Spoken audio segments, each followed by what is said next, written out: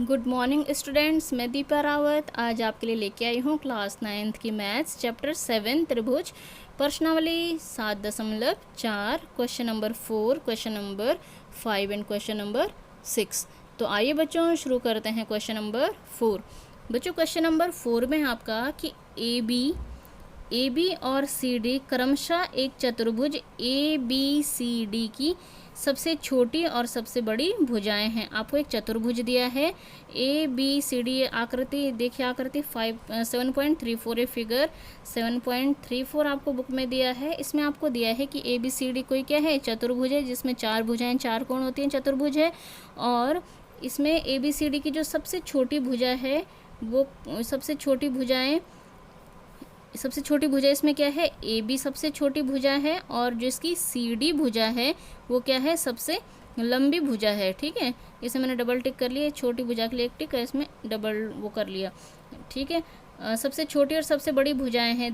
देखिए आकृति 7.34, दर्शाइए कि कोण ए, हमें दर्शाना है कि जो इसका कोण ए है वो क्या है, कोण सी से बड़ा है और जो कोण बी है वो कोण डी से बड़ा है। तो बच्चों हमने ये जो चीज़ें पढ़ी थी ये हमने किसके बारे में पढ़ी थी, त्रिभुजों के बारे में पढ़ी थी। लेकिन हमें यहाँ पे क्या दिया है, चतुर्भुज दिया है। तो हम कैसे भी करके इस त्रिभुज को क्या करने वाले, इस चतुर्भुज को क्या करने वाले हैं, त्रिभुज में बदलने वाले हैं। ठीक है, तो मैंने इसके लिए रचना करी, यहाँ पे कंस्ट्रक्शन हमने करना है यहाँ पे कि बी को और डी को जोड़ दो, भाई यहाँ से हमें एक त्रिभुज प्राप्त हो जाएगा। और ए और सी को भी जोड़ दो, क्योंकि ज़रूरत पड़ने पर हमें इन चारों त्रिभुजों का यूज़ करना पड़ सकता है। ठीक है, तो एक त्रिभुज इसमें ए बी डी बना, एक त्रिभुज में ए बी सी बना, एक त्रिभुज में डी बी सी बना, ये अलग एक त्रिभुज ए बी डी, इस टाइप से इसमें त्रिभुज बनते चले जा रहे हैं ना। तो हमें सिचुएशंस के अकॉर्डिंग उन त्रिभुज के एंगल्स को देखना है। ठीक, तो हमने इसमें क्या कर दिया, बी को डी से तथा ए को सी से मिला दिया, ज्वाइन करा दिया। अब हमें जो चीज़ें सिद्ध करनी है मैंने लिख ली हैं कि एंगल ए ग्रेटर है, बड़ा है एंगल सी से, और एंगल बी जो है बड़ा है एंगल डी से। तो इसके लिए हमने रचना वगैरह भी कर ली। अब हम प्रमाण देखते हैं कहाँ से बढ़ते हैं। प्रमाण में हम देखेंगे कि त्रिभुज ए बी सी में, त्रिभुज ए बी सी हमने ये त्रिभुज लिया। जब हम इस त्रिभुज में देख रहे हैं कि क्या दिया है हमें, कि इस त्रिभुज की, क्योंकि हमें भुजाएं किस त्रिभुज में दी हैं, इस वाले त्रिभुज की, तो ये वाली भुजा है ना, कि हम ए बी सी त्रिभुज जब मैं ले रही हूँ तो इसमें क्या है, ये वाली छोटी भुजा है तो ऑब्वियसली वाली बड़ी भुजा होगी। तो यानी कि जो बी सी भुजा है, जो बी सी भुजा है वो ए बी से क्या है, बड़ी है। यानी कि B C greater than A B. हम बड़े से शुरू करते हैं, छोटे से नहीं देखते हम बड़ी भुजा ढूंढने में। तो जब ये छोटी है तो इस त्रिभुज की वाली भुजा बड़ी होगी। यानी कि बी सी भुजा क्या है, ए बी से बड़ी है। तो इसलिए हम कह सकते हैं कि जो इसमें कोण होगा, इसमें जो कोण कौन सा पड़ रहा है भाई, बी सी के सम्मुख कोण कौन सा पड़ रहा है, बी सी का सम्मुख कोण ये वाला कोण पड़ रहा है ना। तो हम कह सकते हैं कि बी ए सी कोण जो होगा बड़ा होगा कोण बी सी ए से। बी सी ये वाला कोण क्या होगा, बड़ा होगा बी सी ए से, ये वाला कोण बड़ा होगा क्योंकि बड़ी भुजा के सम्मुख क्या होता है, बड़ा कोण होता है। ठीक, ये हमने थ्योरम पढ़ी थी। उसी ढंग से अब हम इस पे आ जाते हैं। हमें ये वाली दी थी तो इसके लिए हम कौन सा त्रिभुज ले रहे हैं, ए सी डी वाला हम इसके लिए त्रिभुज ले रहे हैं, ए सी डी वाला। जब हम इसमें त्रिभुज लेंगे तो ये वाली हमें सबसे बड़ी भुजा दी थी। जब हमें सबसे बड़ी भुजा सी डी दी थी, यानी कि सी डी ग्रेटर है किससे, ए डी से, सी डी ग्रेटर है ए डी से। हम इनको नहीं ले रहे हैं, हमने डॉटेड करी, इनको हम इमेजिनरी कर रखा, हमने कि त्रिभुज बनाने के लिए करा। हम ये भुजाएं तो कंसिडर हम इन्हीं को करेंगे। ठीक है, कि अब आप ये ना सोचें कि ये इससे बड़ी क्यों नहीं बोल रहे हैं ऐसा। ठीक है, अब देखो इसमें सी डी बड़ी है किससे, ए डी से, ये हमें ज्ञात है। तो इसका सम्मुख कोण, सी डी का सम्मुख कोण कौन सा हो जाएगा, ये वाला हो जाएगा, सी ए डी, सी है ना ये। तो सी ए डी क्या हो जाएगा, बड़ा हो जाएगा ए सी डी से। सेम रीज़न आपको देना है, बड़ी भुजा के सम्मुख कोण बड़ा होता है। ठीक है, ये equation first and equation second ये आपकी बन जाएगी। ठीक, ये आपकी इक्वेशन फर्स्ट और इक्वेशन सेकंड ये बन जाएगी। अब आप इनको क्या करेंगे कि इनको आप जोड़ दीजिए। ठीक है, आप इनको क्या कर लीजिए, जोड़ दीजिए। फर्स्ट और सेकंड को मैंने क्या कर लिया, ऐड कर लिया कि एंगल बी ए सी, और इधर में एंगल क्या आ जाएगा, सी ए डी आ जाएगा। इधर में एंगल बी सी ए प्लस ए सी डी इधर हमें आ जाएगा। ठीक है, यहाँ पे हम ग्रेटर का चिन्ह है तो ग्रेटर ही रहेगा। तो बी ए सी जो है आपका, बी ए सी और CAD को जोड़ने पर हमें कौन सा एंगल मिलेगा बड़ा, BAD एंगल मिलेगा, क्योंकि ये छोटे छोटे दो कोणों से ही तो ये वाला बड़ा कोण बना है, BAC और CAD। तो क्या कर लिया मैंने, BAC प्लस CAD कर लिया, तो क्या मिल गया, ये BAD मिल गया। उसी ढंग से यहाँ पे भी BCA, देखो आप BCA, ये वाला कोण है BCA, और इसमें क्या जोड़ दिया, ACD इसमें जोड़ दिया, तो क्या मिलने वाला है, BCA मिलने वाला है, BCD मिलने वाला है, ठीक है, BCD मिलने वाला है। तो देखो बड़े का चिन्ह इधर है ना, तो जब B, तो यानी कि इसका मतलब क्या है, BAD यानी कि एंगल A, और BCD यानी कि एंगल C। तो यानी कि एंगल A क्या है, एंगल C से, एंगल A जो है एंगल C से बड़ा है।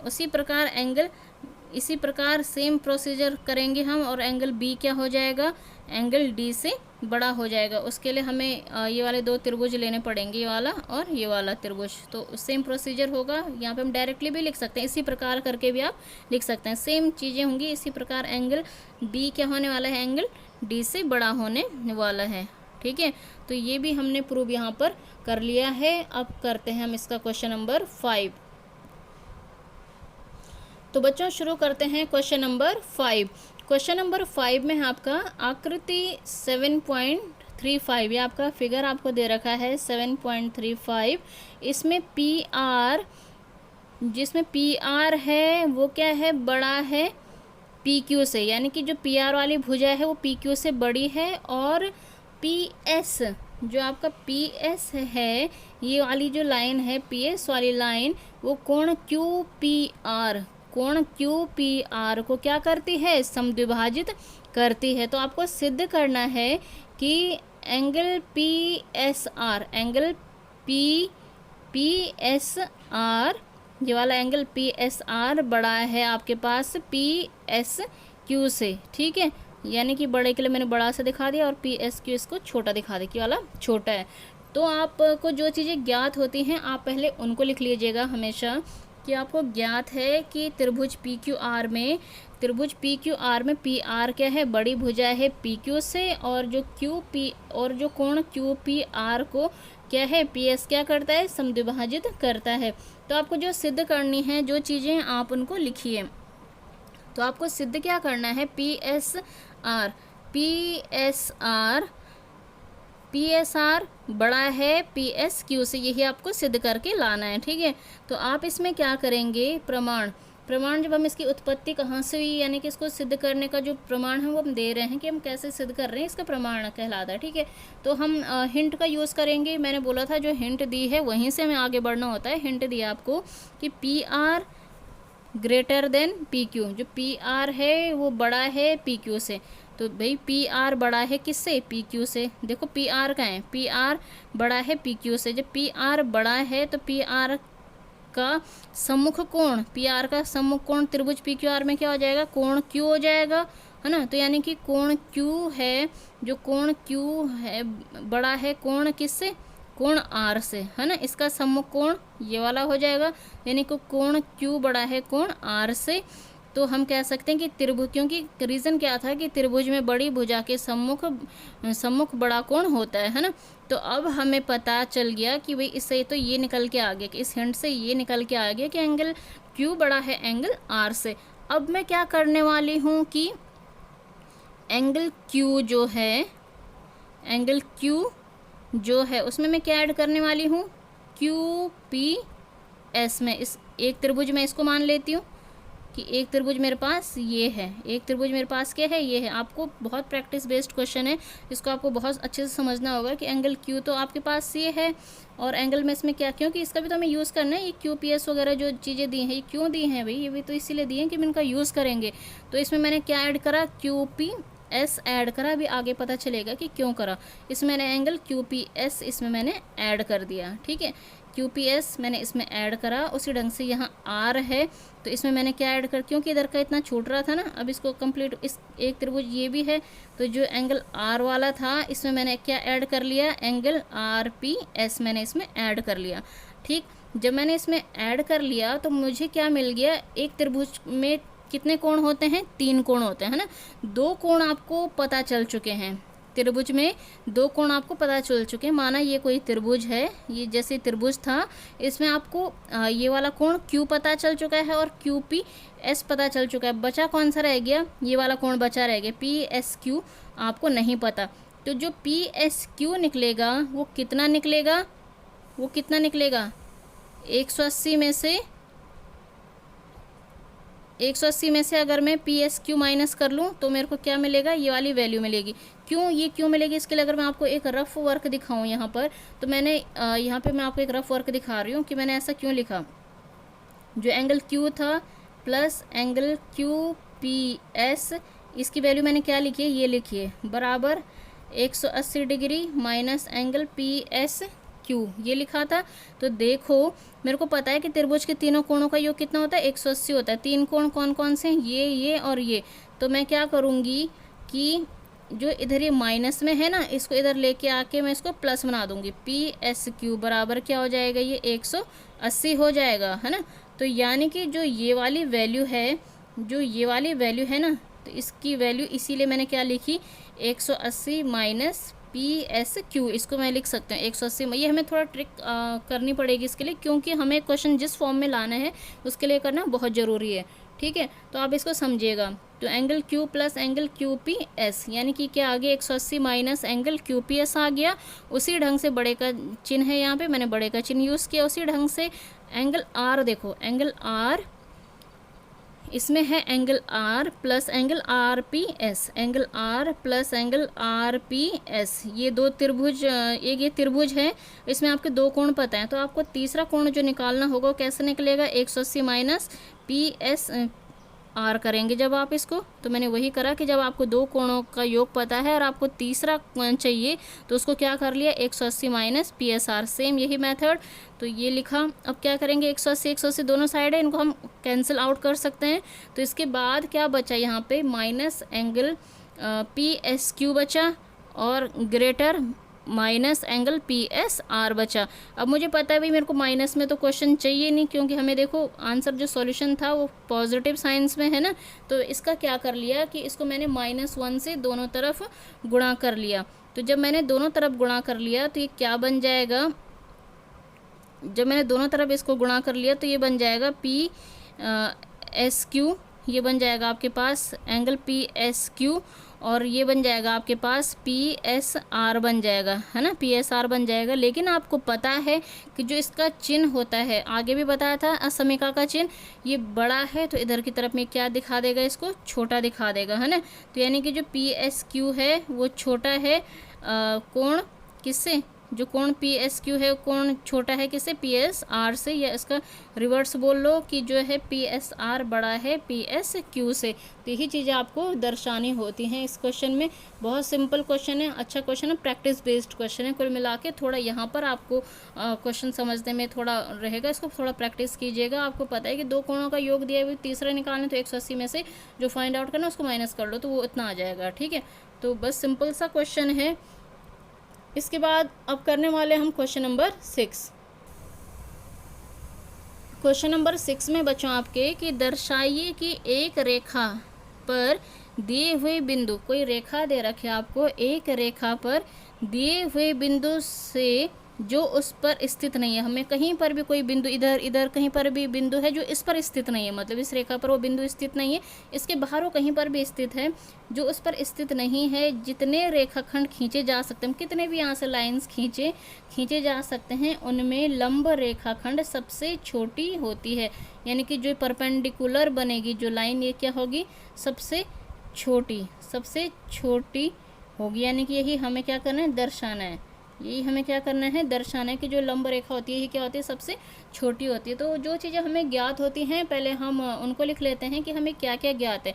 हमें ज्ञात है कि भाई PR क्या है? लंब है। AB पर लंब मीन्स ये 90 डिग्री का यहाँ पर कोण बना रहा है। यानी कि PQ एक रेखाखंड है जो PR से भिन्न है, और इसको अगर हम आगे ज्वाइन कर लेते हैं तो हमें क्या मिलता है? ये कर्ण बन जाता है। ये क्या बन जाता है? इसका कर्ण बन जाता है। ये लंब बन गया, ये आधार ये बन गया, है ना, त्रिभुज बन गया। तो इसमें ये सबसे, ये लंब बन गया, ये कर्ण बन गया, आधार है। तो ये वाले ये और ये क्या आपस में डिफरेंट है। यानी कि मैंने यहाँ पे लिख लिया कि PQ एक रेखा खंड है जो कि पी आर से भिन्न है। आप इसको ना भी लिखें चलेगा, आपको आप इतना भी लिख सकते हैं कि पी आर लंब है ए बी पर। अब आपको सिद्ध करना है कि बिंदु पी और ए बी के बीच की दूसरी सबसे छोटी के बीच की दूरी सबसे छोटी होती है ना। तो आपको लिखना है कि इसमें बिंदु पी और ए बी, बिंदु पी से और ए बी तक की दूरी जो होती है वो सबसे छोटी होती है, यानी कि कौन सी दूरी है, वो पी आर दूरी है। वो कौन सी दूरी है, पी आर दूरी है, ठीक है। तो इसके लिए मैं प्रमाण ले रही हूँ यहाँ पे, इसका जो उत्पत्ति में जो इसको प्रूव करने के लिए जहाँ से हम आगे बढ़े वहीं से क्वेश्चन में हिंट दी है कि लंब है। हमें पता है कि पी आर जो है ए बी पर क्या है, लंब है, यानी कि रेखाखंड ए बी पर लंब पी आर है, यानी कि 90 डिग्री का कोण बनाता है। यानी कि कितने डिग्री का यहाँ पे कोण बना रहा है, जो पी आर है वो रेखाखंड ए बी पर 90 डिग्री का कोण बना रहा है। जब ये 90 डिग्री का कोण बना रहा है, अब क्या होगा, पी से ए बी पर कोई भी अन्य रेखाखंड नहीं है, पी से ए बी पर कोई भी अन्य रेखाखंड नहीं है, यानी कि जो क्या होगा, पी क्यू आर क्या होगा, पी क्यू आर क्या होगा, पी क्यू आर यानी कि कोई भी अन्य रेखाखंड नहीं है, तो त्रिभुज पी क्यू आर का कर्ण ही होगा, है ना। इससे इधर कोई अन्य लाइन नहीं है, तो यहाँ से हमने जो इसको करा ना आगे ज्वाइन, तो ये इसका क्या बन जाएगा, कर्ण ही बन जाएगा। पी से ए बी पर कोई भी अन्य रेखाखंड नहीं है, तो त्रिभुज पी क्यू आर का कर्ण ही होगा। कौन, त्रिभुज पी क्यू आर का कर्ण पी क्यू ही होगा, ठीक है। अब हमें पता है कि जो है पी क्यू वो क्या आ गया है, पी क्यू क्या आ गया है, बड़ा आ गया है पी आर से। हमने क्वेश्चन नंबर फर्स्ट में भी किया था ना कि कर्ण को सबसे बड़ा सिद्ध किया था, 90 डिग्री का दे रखा है, ये सबसे बड़ा कोण तो यही है। और सबसे बड़ा कोण जब ये है तो उसके सामने वाली भुजा क्या होगी, सबसे ज़्यादा बड़ी होगी। तो यही इसीलिए हम कह सकते हैं कि इसीलिए जो पी क्यू होगा वो क्या होगा, पी आर होगा। अतः पी से ए बी पर खींची गई सभी रेखाएं में पी क्यू सबसे छोटी रेखाखंड है। तो अतः बच्चों हम कह सकते हैं कि पी से ए बी पर खींची गई सभी रेखाखंडों में जो पी आर होगा, वो क्या होगा, सबसे छोटा रेखाखंड होगा। पी आर सबसे छोटा रेखाखंड होगा। तो यहाँ पर आपकी ये प्रश्नावली पूरी होती है, ठीक है।